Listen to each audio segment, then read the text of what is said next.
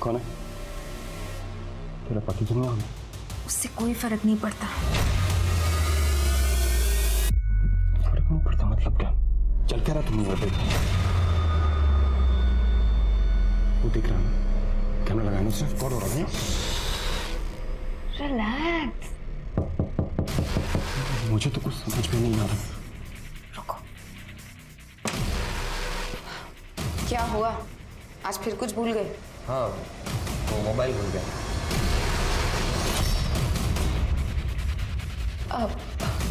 ये वो क्या नाम बताया था तुमने अपना? रंजीत। रंजीत।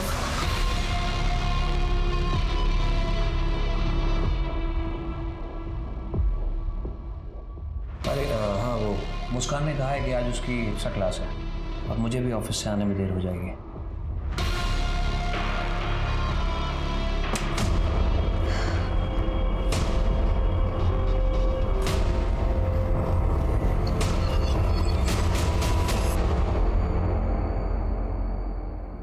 कमाल है, होटल का एक गेस्ट गायब हो जाता बिना पेमेंट किए और तुमको मालूम ही नहीं पड़ता। कब देखा था उसका आखिरी बार तुमने? सर वो 7 दिन पहले ब्रेकफास्ट पे देखा था। वो अंदर बंद ही रहता था तो ज़्यादा ध्यान नहीं दिया। सामान अमान है उसका, सब लेके गया वो? हाँ, एक ये ब्रीफकेस छोड़ के गया है, पता नहीं क्यों।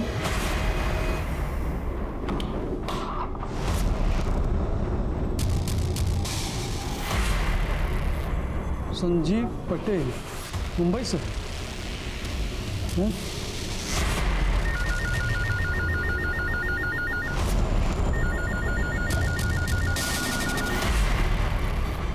हेलो,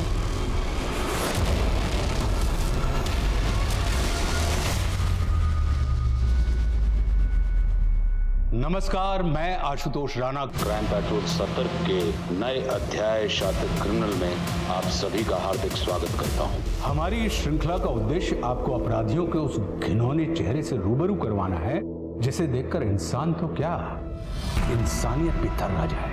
मनुष्य का दिमाग एक पहेली के जैसा होता है। उसके दिल और दिमाग में क्या चल रहा है इसकी जानकारी पता कर पाना किसी के लिए भी संभव नहीं होता।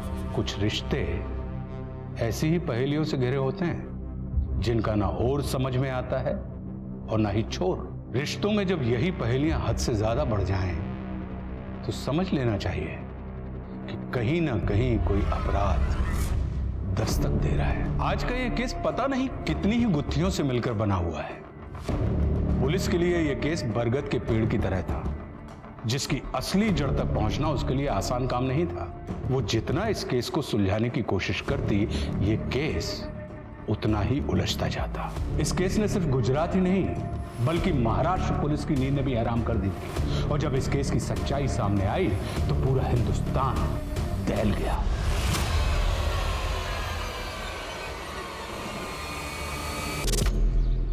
एक्सक्यूज मी, ये संजीव पटेल का घर है?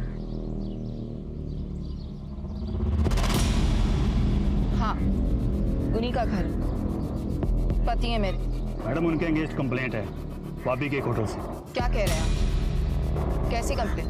मैडम प्लीज आप उन्हें बुलाइए। वो तो पिछले 10 दिनों से किसी काम के सिलसिले में मुंबई से बाहर है। उनका फोन भी बंद आ रहा है। वो वहाँ से होटल के बिल चुकाए बिना भागे हैं। तमीज से बात कीजिए। मेरे पति अपनी कंपनी के सीईओ हैं। वे चिंदी चोर नहीं है जो 5-10 हज़ार रुपयों के लिए यहाँ वहाँ भागते फिरेंगे। हाँ, मुझसे दूर जरूर भाग सकते हैं। मैडम, मैं आपका फैमिली ड्रामा देखने नहीं आया हूँ। होटल का बिल क्लियर कीजिए वरना हमें मजबूरी में कानूनी कार्रवाई करनी पड़ेगी। रुकिए।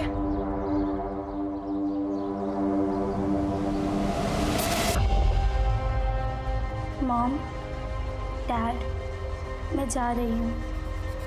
मैं उसके बिना नहीं रह सकती और आप लोग उसे एक्सेप्ट नहीं कर सकते। अगर आपको लगे कि आप हमें एक्सेप्ट कर सकते हैं तो प्लीज़ मुझे बता दीजिएगा, मैं वापस आ जाऊंगी। I am sorry. ये लेटर ऑफिस के ब्रीफकेस से मिला है। क्या है ये? मुझे नहीं पता। मेरे गहने भी गायब हैं। मेरी बेटी ऐसा नहीं कर सकती। पता नहीं किसके साथ गई है। उसने तो मुझे आज तक किसी लड़के के बारे में कुछ नहीं बताया। जैसा बाप वैसी बेटी, दोनों ही मेरे साथ कुछ शेयर नहीं करते। अब खड़े क्या हैं? पुलिस को फोन कीजिए। नहीं, पुलिस को नहीं बता सकते। अगर पुलिस को पता चला तो मुस्कान की बदनामी हो जाएगी। वो एक समझदार लड़की है, देखना कुछ दिनों में वापस लौट आएगी। मैडम, क्या बात है? होटल का बिल मैं भर दूंगी, वो आ जाएंगे।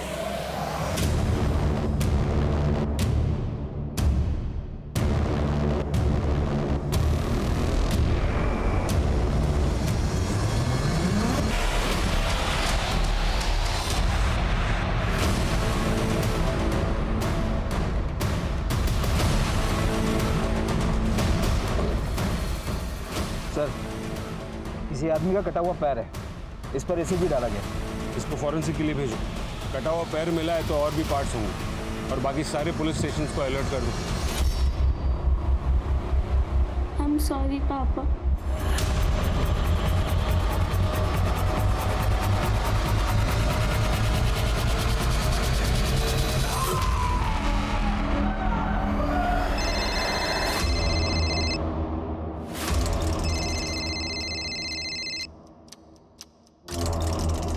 हाँ माइकल, बोलो।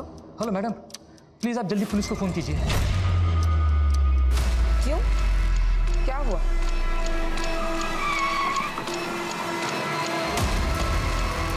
अरे आइए सर, ये देखिए ना क्या हाल कर दिया है। आप? जी मैं मैनेजर हूँ यहाँ का। आज सुबह ऑफिस आया तो ये सब हुआ था सर। मैंने अपने बॉस संजू जी को फ़ोन भी किया था कई बार, लेकिन उन्होंने फ़ोन उठाया नहीं। तो फिर मैंने अपनी मैडम को फ़ोन किया। सिक्योरिटी में कोई तो होगा ना यहाँ पे, बुलाओ उसे। सर सिक्योरिटी निकाल दी थी बॉस ने। एक्चुअली जब से सीसीटीवी कैमरा लगाया था ना, तो सबको निकाल दिया था। वो कहते थे कि गार्ड तो सोता रहेगा, और फिर 20 साल से कुछ यहाँ हुआ नहीं, तो अब क्या होगा। लेकिन देखिए ना सर, वो सीसीटीवी कैमरा भी चोरी कर ले गया। और क्या क्या चोरी हुआ है? सर कल कुछ दवाई के कंसाइनमेंट बॉक्स आए थे, वो भी गायब है। बॉस कहाँ? 10-12 दिन से बाहर है सर। वापी। कुछ अजीब हुआ था क्या? हाँ सर, कुछ दिन पहले घटना हुई थी। जो पिछला ऑर्डर गया था उसकी सारी एंट्री कर ली थी। अब ये पैकिंग है, कभी भी कंपनी में माल भेजो ढंग से पैक करो। लो जी सर, चाय। तुझे मैंने पहले भी समझाया था ना, ऑफिस में सिर्फ एक बार चाय लेके आया कर। बार बार मुंह उठा के क्यों चलाता है? ये बुलाएंगे तो आऊंगा ना, वो पैसा बाकी है मेरा। ये लो तुम्हारे पैसे, 40 रुपए काट लिए मैंने। क्यों? क्यों मतलब? क्योंकि तू चाय कम, दूध में पानी ज्यादा उबाल कर पिलाता है। मेरे को मेरा पूरा पैसा चाहिए। पैसे तो इतने मिलेंगे, पैसे पूरे चाहिए तो चाय अच्छी पिलाएगा। साला सर बोल दिया तो ज्यादा ही सर पे चढ़ गया तू। 4 किलोमीटर दूर तक कोई और चाय की दुकान है नहीं। अगली बार चाय चाहिए तो पहले पूरा पैसा दे। देख भाई बिल्लू, बात ऐसी है, पैसे तो तुझे उतने ही मिलेंगे, और ऑफिस में चाय लानी है तो 2 बातें याद रख। चाय अच्छी होनी चाहिए, और ऑफिस में दिन में सिर्फ 1 बार। तेरी जैसी ना मोटी चमड़ी वाला इंसान देखा नहीं। सही कहते हैं सब, इंसान नहीं है तू, मोटी चमड़ी वाला गैंडा है, गैंडा। चाय वाले ने उसके ऊपर चाय फेंकी और तुम्हारे बॉस ने रिएक्ट भी नहीं किया। सर वो गरीब आदमी है, और बॉस के मन में थोड़ी उसके लिए दया भी रहती है, और आसपास कोई चाय वाला भी नहीं है। तुम्हारे बॉस अक्सर बाहर जाते हैं क्या? जी सर, वापी जाते हैं। वहाँ 2 कंपनीज है जिनके साथ हमारी डीलिंग होती है, एक डेल्टा न्यू और एक रवि फार्मा। मैंने उन्हें भी कॉल किया था, लेकिन उनसे भी कुछ पता नहीं चला सर। क्या वो कभी ऐसे पहले भी गायब हुए थे? नहीं, ऐसा तो नहीं हुआ। एक काम करो, ये जो चाय वाला है, क्या नाम है उसका? बिल्लू। हाँ, इसे थाने भेजो। मेरी कंपनी एक्सपेंड हो रही है, इसीलिए मैंने आपको हायर किया है। दिन रात मेहनत की है इस कंपनी को खड़ा करने के लिए मैंने, और मैं चाहता हूं कि मेरा सारा स्टाफ भी दिन रात मेहनत करे, बस कोई गलती नहीं होनी चाहिए। हाँ, बिल्कुल सर, बिल्कुल। सर मैंने आपके बारे में बहुत कुछ सुना है, और सच कहूँ सर, मैं बड़ा खुशनसीब हूँ कि मुझे आप जैसे आदमी के साथ काम करने का मौका मिला है। जितना जल्दी काम को समझ जाएंगे उतना ही अच्छा है, क्योंकि कुछ दिनों के बाद मेरी शादी है, और उससे पहले अगर आप लोग काम समझ जाएंगे तो मुझे मेरी शादी के दिन कोई टेंशन नहीं रहेगा। बहुत बहुत मुबारक हो सर, बहुत बहुत मुबारक हो। और सर आप बिल्कुल टेंशन मत लीजिए, मैं यहाँ काम संभालने तो आया हूँ। इनफैक्ट सर मैं आपके शादी के काम में भी आपकी हेल्प करूँगा। जिस काम को करने आप आए हैं वही काम कीजिए। मुझे मेरी कंपनी के लिए काम करने वाले लोगों की ज़रूरत है, चापलूसों की नहीं। सर फॉरेंसिक रिपोर्ट आ गई है। हमें एक आदमी का एक पैर और हाथ की 2 उंगलियां मिली। फॉरेंसिक टीम का कहना है कि ये बॉडी पार्ट्स किसी 40 से 45 साल के आदमी थे। पर अजीब बात है सर कि जब उसके बॉडी पार्ट्स काटे जा रहे थे तब तक वो आदमी जिंदा था। अगर ये मर्डर है तो बहुत ब्रूटल मर्डर है। आपकी जैसी जगह में ऐसा ब्रूटल मर्डर? कोई मिसिंग कंप्लेन? नहीं सर, लेकिन सर एक 40 से 45 साल का आदमी संजीव पटेल, उसके खिलाफ कंप्लेन जरूर आई। एक होटल में बिल पेंडिंग करने के बाद से वो गायब हो गया था। सर मैंने वो कंप्लेन मुंबई पुलिस को ट्रांसफर कर दी है। किसको मार के दफनाया है यहाँ पे? साहब हमने किसी को नहीं दफनाया। कुछ लोगों ने बोला कि ये घर काफ़ी टाइम से खाली पड़ा है तो रहने आ गए। तुमसे पहले कौन रहता था यहाँ पे? नहीं पता था, पर लोगों का कहना है कि एक बड़ा पूरा परिवार रहता था यहाँ पे।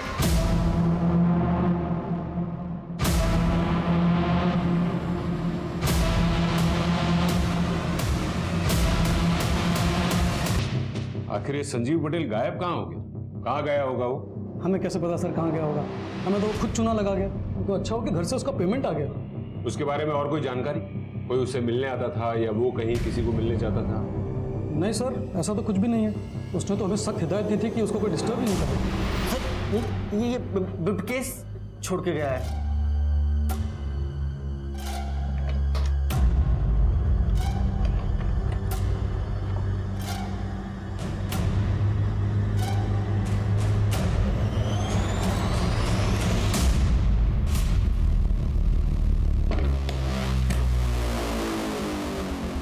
हमें मुंबई पुलिस के साथ कांटेक्ट करना होगा। देखते हैं ये संजीव उसके घर वहां पहुंचा भी है या नहीं, और उसकी फोटो सारे पुलिस स्टेशन में सर्कुलेट करवा। जी सर।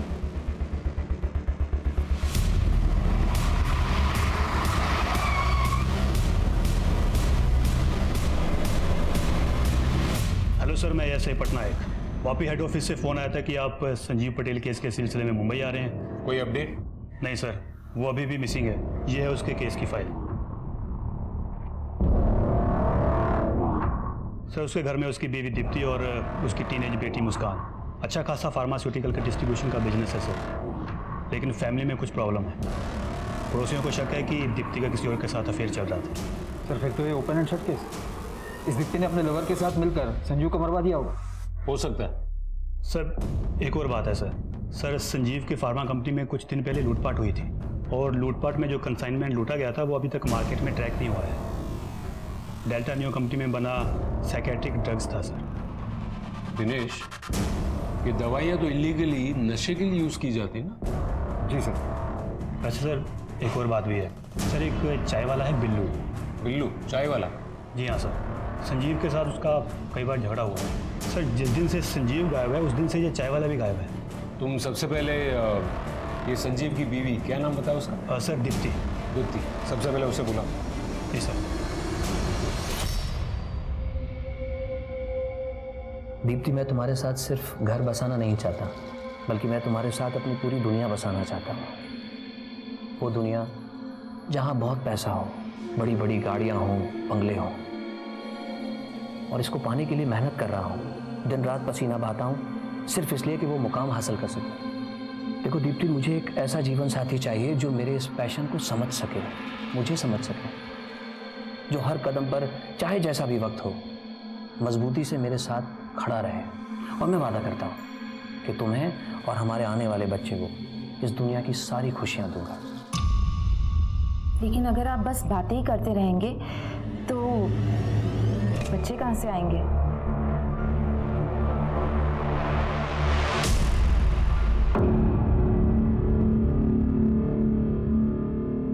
ये सब आप मुझे क्यों बता रहे हैं?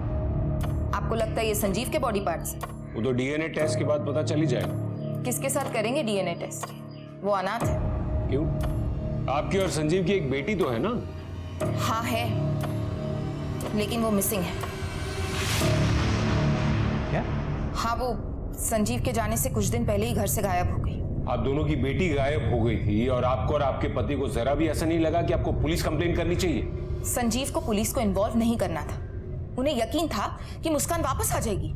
और आप चाहती हैं कि हम आपकी इस बात पर यकीन कर लें।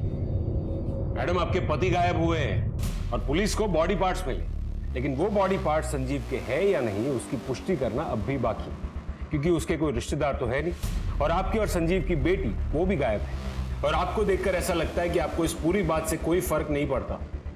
तो आपको क्या लगता है संजीव का खून मैंने करवाया है? मैं ऐसा क्यों करूंगी? अपने अफेयर्स की वजह से।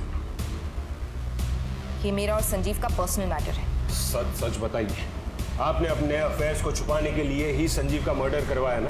कौन सा अफेयर? हाल फिलहाल में तो मेरे 3 अफेयर्स चल रहे हैं।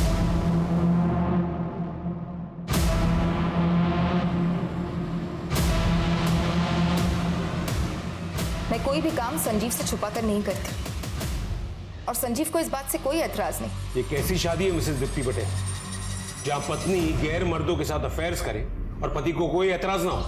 मैंने आपसे कहा ना, ये हमारा पर्सनल मैटर है। अपने तीनों आशिकों के नाम और नंबर्स लिखिए। आप मेरे पीछे टाइम वेस्ट कर रहे हैं। मैं कोई भी काम संजीव से छुपा कर नहीं करती। हम एक ओपन मैरिज में हैं। आप माने या ना माने, लेकिन सच तो ये है कि मैं अपने पति संजीव से बहुत प्यार करती हूँ। इसलिए प्लीज मेरे पति और मेरी बच्ची को ढूंढ दीजिए।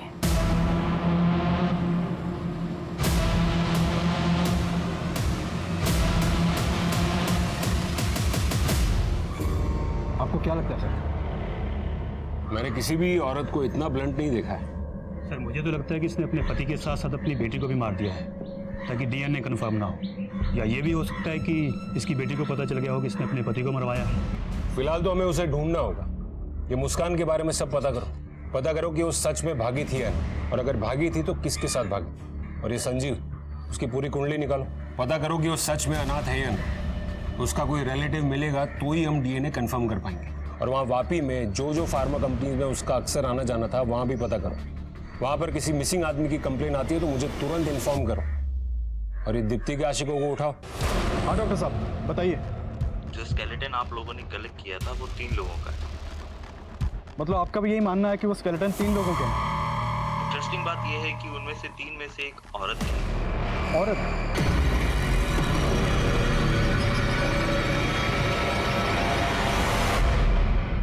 सर मेरी वापी की फार्मा कंपनी से बात हुई। उनका कहना है कि उनकी संजीव के साथ कोई मीटिंग नहीं होने वाली थी। और सर डेल्टा न्यू फार्मा का कहना है कि उन्होंने कुछ दिन पहले संजीव के साथ काम करने से भी मना कर दिया था। डिटेल निकालो उसकी। जी सर। सर संजीव की पत्नी दीप्ति ने सही कहा था।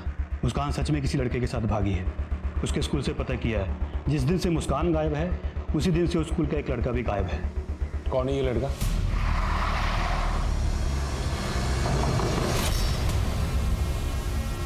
अरे सर आप लोग यहाँ? आपका हालचाल जानने हैं। मिस्टर पटेल की बेटी को लेकर भागा है ना आपका बेटा? मेरा बेटा? रायन बेटा बाहर आओ। Yes papa. सर मेरा एक ही बेटा है, ये रहा। तुम्हारे और मुस्कान के बीच कुछ चल रहा है क्या? कुछ भी नहीं सर, वो मेरी स्कूल में पढ़ती है और कभी कभी मुझे मैथ्स में हेल्प करती है। तो जब मुस्कान गायब थी उसके बाद 2 दिन मंडे और ट्यूसडे को तो स्कूल क्यों नहीं गया? बीमार था सर वो। आपको यकीन नहीं आ रहा सर? एक मिनट सर, मैं आपको डॉक्टर का प्रिस्क्रिप्शन बताता हूँ। इसका मोबाइल लो और मोबाइल लोकेशन चेक करो। नहीं सर, मोबाइल नहीं है इसके पास। नहीं, मतलब था 8 महीने पहले था उसके पास मोबाइल, वो मैंने बंद करा दिया था। एक्चुअली क्या सर, वो थोड़ा बिल भी ज़्यादा आ रहा था और इसका पढ़ाई में मन नहीं लग रहा था। मन तो इसका कहाँ लग रहा था ये तो हम पता लगा ही लेंगे। तो कौन भगा के लेके गया होगा?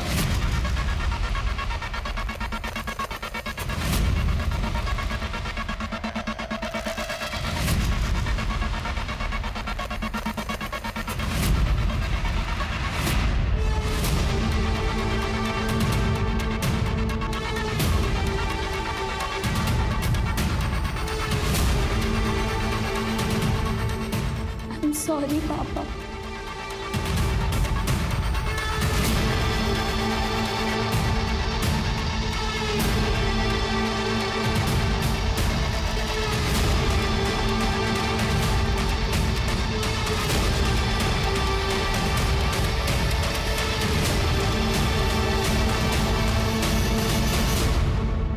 कैसी है माई? काका आप तो कई सालों से इस इलाके में रह रहे हो, आप बता सकते हैं इस घर में कौन रहता था पहले? बहुत बड़े लोग थे, घर में नौकर चाकर भी थे। सेठ जी की बीवी गुजर गई थी, उनके 2 बच्चे थे, एक बेटी और एक बेटा। बच्चों के दूर के रिश्ते में एक भाई भी था, यहीं सब साथ में ही रहते थे। बहुत दमा चौकड़ी मचा रहे हो ना तुम तीनों, इसीलिए बड़े शहर जा रहे हैं ताकि तुम लोग तीनों की ये शैतानी बंद हो जाए और तुम लोग बड़े स्कूल कॉलेज में जाकर अच्छे से मन लगाकर पढ़ सको, समझे? मुझे नहीं जाना कहीं, मुझे यहीं पे अच्छा लगता है। तेरी झाड़ी बुद्धि में कोई बात जाएगी नहीं। तू कुएं के एक मेंढे की तरह ही रहना चाहता ना, लाइफ में कुछ करना नहीं है तुझे। फिर जाने किसकी नजर लग गई। काका आपने बताया कि इस घर में 4 लोग रहते थे और एक नौकरानी थी, लेकिन हमें तो यहाँ पर 3 लोगों की हड्डियाँ मिली हैं। पता नहीं साहब, ये उस परिवार के लोगों की हड्डियाँ हैं या वो परिवार किसी और को दफना के निकल गया। अच्छा दिनेश, उन लोगों का यहाँ कोई पुराना सामान पड़ा है? हाँ जी, जैसा था वैसा ही है। चलो देखा।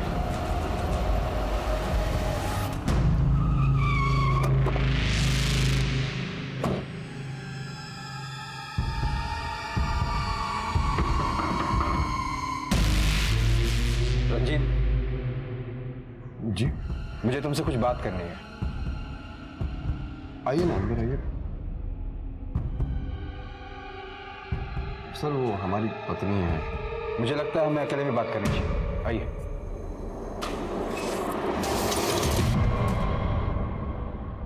दीप्ति पटेल को जानते हो? उनका कहना है कि तुम्हारा उनके साथ अफेयर चल रहा है, क्या ये सच है? सर ये सब सरासर गलत है सर।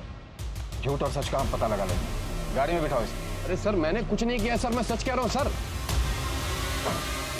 मुझे फंसाया जा रहा है सर।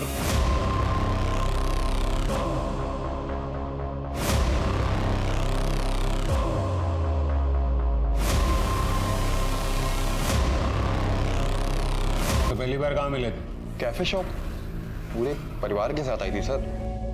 लगता है सूरज आज पश्चिम से निकला है, तभी तो तुम्हारे डैड अपना काम छोड़कर हमें घुमाने लाए हैं। डैड, अभी वाली कॉफी ट्राई कीजिए, बहुत अच्छी है। रियली?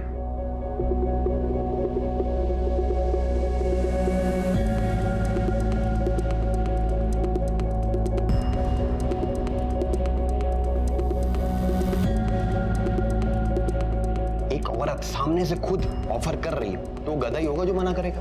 हम भी चले गए। एक दिन उसके पति ने हमको पकड़ लिया, हमें लगा हम गए, लेकिन थोड़ी देर बाद जब दीप्ति ने दरवाजा खोला तो उसके पति ने कोई रिएक्ट ही नहीं किया। ऐसा लगता था कि जैसे दीप्ति के साथ ये रोज हो रहा हो। और फिर क्या था, हम भी रोज मिलने लगे उससे। समझ रहा हूँ, सब कुछ समझ रहा हूँ। तेरी ऑनलाइन हिस्ट्री चेक की है, माँ बेटी के फैंटेसी वाले वीडियो देखने का बहुत शौक है ना तुझे? कहीं ऐसा तो नहीं कि तुम लोगों ने मुस्कान पर प्रेशर बना कर रखा था? ये संजीव को तो उसकी बीवी की परवाह नहीं थी, लेकिन जब उसे पता चला होगा कि तुम लोग मुस्कान को भी इन्वॉल्व करना चाह रहे हो तो उसे गुस्सा आ गया होगा और इसीलिए तुम लोगों ने संजीव का खून कर दिया। सर आप मेरा विश्वास करें, मैं उसकी बेटी को जानता तक नहीं हूँ सर। पिछले 2 हफ्ते में तू कहाँ कहाँ था लिख और याद करके लिखना। हमें कुछ और पता चला ना तो तेरी ये अय्याशी है ना, उसी वक्त तेरे सर से उतार देंगे।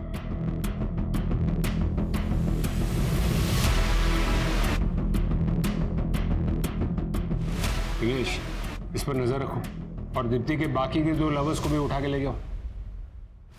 ये संजीव के रिलेटिव के बारे में कुछ पता चला? नहीं सर, अभी तक तो नहीं। सर जिसके साथ मुस्कान भागी थी उसकी आइडेंटिटी कंफर्म हो गई है। उन लोगों ने झूठ बोला था। चलो चलो।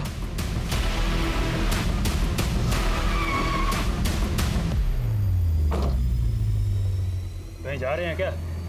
जी सर, वो वाइफ के मैके जा रहे हैं हम लोग। तो प्लान पोस्टपोन कर दो, अभी आपको हमारे साथ आना होगा। सर क्या हुआ सर? क्या हुआ सर? सर क्या हुआ? सर हमने कुछ नहीं किया सर। सर सच के हम लोगों ने कुछ नहीं किया सर। हाँ, पता है ना कैसा आदमी है वो? कैसा है वो? कैसा है वो संजीव पटेल? सर बड़ा अजीब आदमी है सर वो। सर मैं उसके साथ 20 साल से काम कर रहा हूँ, लेकिन आज तक कभी समझ में नहीं आया कि उसके दिमाग में क्या चलता है। उसके दिमाग में क्या चलता है या फिर तुम्हारे दिमाग में कुछ और चल रहा था? कहीं तुम्हारा भी तो अफेयर उसकी बीवी दीप्ति के साथ नहीं था ना? दीप्ति मैडम के साथ मेरा कोई अफेयर नहीं था सर। देखिए सर, मुझे उनके पर्सनल लाइफ से कोई मतलब नहीं था। डेल्टा न्यू की इरेगुलरिटीज के बारे में तुम्हें कुछ नहीं पता? कंपनी ने पूरी डिटेल्स दी हमें उनकी असली दवाइयों को तुम लोग नशा करने वाले लोगों को ड्रग्स के तौर पर बेचते थे और उनकी कंपनी के नाम से नकली दवाइयां मार्केट में सप्लाई करते थे। नहीं सर, मुझे कुछ नहीं पता इस बारे में। झूठ! 20 सालों से तुम वहां काम कर रहे हो, तुम्ही ने कहा ना अभी। वो लोगों की रगों में जहर घोलने का काम कर रहे हैं और तुम कह रहे हो कि तुम्हें कुछ नहीं पता। सर सच में नहीं पता सर। क्या है ना, संजू सर अपने सारे पुराने क्लाइंट्स को खुद ही हैंडल करते थे और उन सारे पेपर्स भी उन्हीं के पास होते थे सर। मुझे इस बारे में कुछ भी नहीं पता। तुम्हें नहीं पता तो और किसे पता होगा? शायद सर बिल्लू को पता होगा। वो चाय वाला? जी सर। तुम्हें ऐसा क्यों लगता है? देखिए सर, आपने बताया ना कि दीप्ति मैडम के साथ उसका कैसा रिलेशन था। सर सच को तो संजू सर का और बिल्लू का भी रिलेशन मुझे बहुत मिस्टीरियस लगता था सर। मुझे समझ में नहीं आता था कि संजू सर उस चाय वालों को इतना बर्दाश्त क्यों करते थे। वो आखिरी बार वापी की होटल में देखा गया था और उसने आखिरी कॉल भी तुम्हें ही की थी। तुम्हारे लिए तो आसान होगा ना, मुंबई से 3 घंटे में वापी, खून करके वापस। नहीं सर, आप कैसे बातें कर रहे हैं? मैं तो ऑफिस में था, आप चेक कर सकते हैं। सब कुछ चेक करेंगे, लेकिन तब तक तुम दोनों यहीं पर रहो।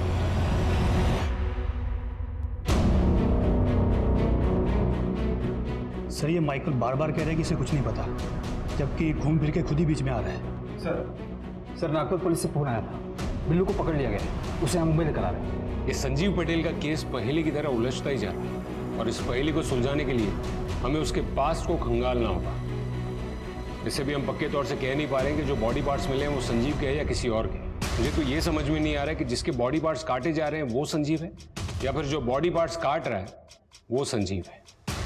और उसकी बेटी, उसके बारे में भी हमें अब तक कोई क्लू नहीं मिला। यही तो मैं भी जानने आई थी। जवाब दीजिए मेरे सवाल का। कहां है मेरे पति और मेरी बेटी?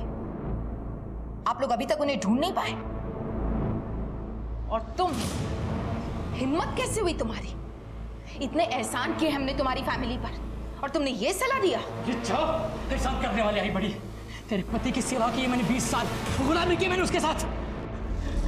पगार देना, पैसा देना, सैलरी देना मतलब कोई एहसान नहीं करना होता है। और हाँ, तेरी हिम्मत कैसे हुई मेरे बेटे को चिल्लाने की? अरे जाके अपनी बेटी को संभाल। लेकिन नहीं, तुझे तेरी अय्याशों से फुर्सत मिले तब ना।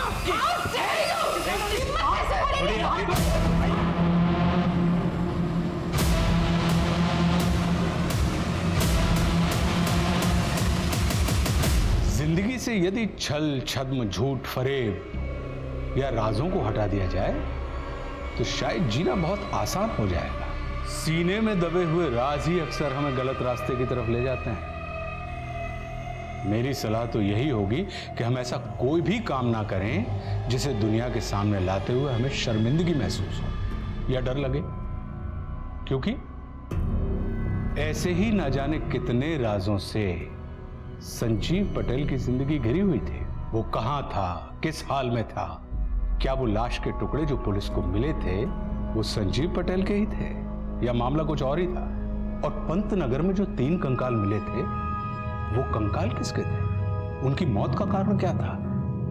वो कौन था जिसने 3 लोगों की निर्मम हत्या करके उन्हें दफन कर दिया? क्या इनमें से किसी को भी कभी न्याय मिल पाया? क्या पुलिस को कोई भी सबूत मिला जिससे इस केस की गुत्थी सुलझ सके? बताया ना सर इनको मैंने। अरे बोलो ना साहब, क्या बोल नहीं रहे आप? पूरा तो बताया ना। बताएगा? तलब लगी थी बहुत ज्यादा सर। मैं वो अनाथ आश्रम था ना, वहाँ मैं देख रेख करती थी। वो वही था, संजीव पटेल, रघु, बिल्लू, ये सब एक साथ थे वहाँ। ये बिल्लू भी उसी अनाथ आश्रम में था? बिल्लू और कौन? रघु? रघु को आप नहीं जानते, संजीव का दोस्त था वो। उसकी बहन भी वहाँ रहती थी उसके साथ, बोलना नहीं आता था। उसकी बहन अच्छी थी। ये तीनों एक साथ रहते थे। ये रघु और उसकी बहन ये कहाँ मिलेंगे? जी पता नहीं। संजीव जब छोटा था ना तो हमें सब बताता था। जब वो बड़ा हो गया तो चुप चुप सा रहने लगा। वो पुलिस ऑफिसर बन गया ना, पुलिस वाली एकड़ आ गई थी उसमें। Police officer? दिनेश, ये अनाथ आश्रम के सारे पुराने रिकॉर्ड्स चेक करो और पता करो कि रघु और उसकी बहन आखिर है कौन। जी सर। रेयान और उसके बाप को मत छोड़ना, उन्होंने ही मेरी बेटी को मारा है। मैडम संभालिए अपने आप को। आई विटनेसेस का कहना है कि मुस्कान ने सुसाइड किया था। तो सुसाइड भी तो उन्हीं की वजह से किया है ना।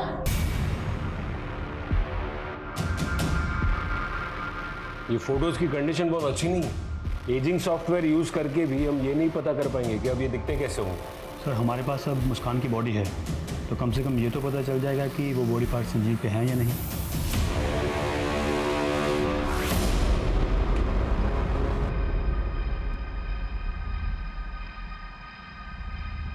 ये कुछ देखा देखा सा नहीं लग रहा है। आई एम सॉरी सर, और मुझे कुछ याद नहीं आ रहा है। पर मुझे याद आ गया और समझ में भी आ गया कि ये केस एक पहेली की तरह उलझा हुआ क्यों था। ये केस नहीं उलझा था, हमें उलझाया गया था। दिनेश, चलने की तैयारी करो। पर हम जा कहाँ रहे थे? लॉन्ग ड्राइव पर।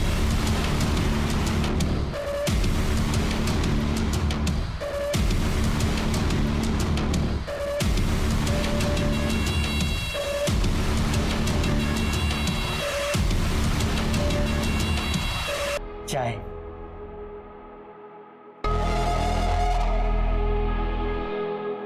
रघु, तुम रघु हो ना? तुम कहाँ गायब हो गए थे? अपने पैरों पे खड़ा होना था ना, सो यहाँ आ गया। वेटर का काम करता हूँ, पैसे भी मिलते हैं। ये तो बहुत अच्छी बात है, वेरी गुड। अपना घर भी बनाया है, देखोगे? इस वक्त? लेकिन तुम तो ड्यूटी पे हो। छुट्टी ले लेंगे, चलो ना। अपने हाथों से खाना पकाऊंगा, प्यार से खिलाऊंगा। ठीक है, तो फिर ये चाय नहीं पीते हैं, तुम्हारे हाथ का खाना खाते हैं। चलो।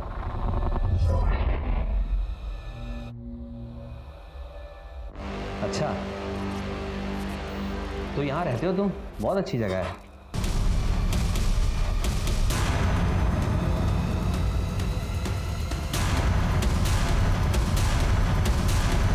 जी, क्या कर रहे हो तुम दोनों? अरे भाई बहन हो तुम, भले दूर के रिश्ते के हो, लेकिन हो तो भाई बहन ना एक दूसरे के। और तुम आने दो तुम्हारे बाबा को, सब बताती हूँ मैं। अगर इसने बाबा को बता दिया तो वो हमें मिलने नहीं देंगे। और तू मुझे बहुत अच्छा लगता है। मुझे भी तो अच्छी लगती है। जो मैं कहूँगी वो करेगा। और फिर तुम दोनों ने सबको मार दिया। लेकिन उसने कभी कुछ रिएक्ट ही नहीं किया। उसका अटेंशन पाने के लिए मैंने उसे प्रोवोक करना शुरू किया, दूसरे मर्दों के साथ अफेयर्स किए। लेकिन वो तो जैसे पत्थर का बना था। अगर उसके दिल में किसी के लिए प्यार था तो वो सिर्फ मुस्कान के लिए। और जब मुस्कान घर से भागी, सब बदल गया। ये सब तुम्हारी वजह से हुआ है। तुम ही ने बिगाड़ा उसे। ना ही तुम एक अच्छी बीवी बन सकी और ना ही एक अच्छी माँ। मुस्कान तो कुछ दिनों में वापस आ ही जाएगी और उसके बाद धक्के मारकर घर से बाहर निकाल दूंगा, सड़क पर मरने के लिए। मुझे कुछ करना था। मैं जानती थी रघु वापी में, तो मैंने उसे अपने प्लान में शामिल कर लिया। कहाँ थे तुम? फोन क्यों नहीं उठा रहे थे? मुस्कान का कॉल आया था। कॉल आया था? हाँ, वो तुमसे मिलना चाहती है। कहाँ है वो? वापी में, होटल बीच रिजॉर्ट में। वो वहीं तुमसे मिलना चाहती है।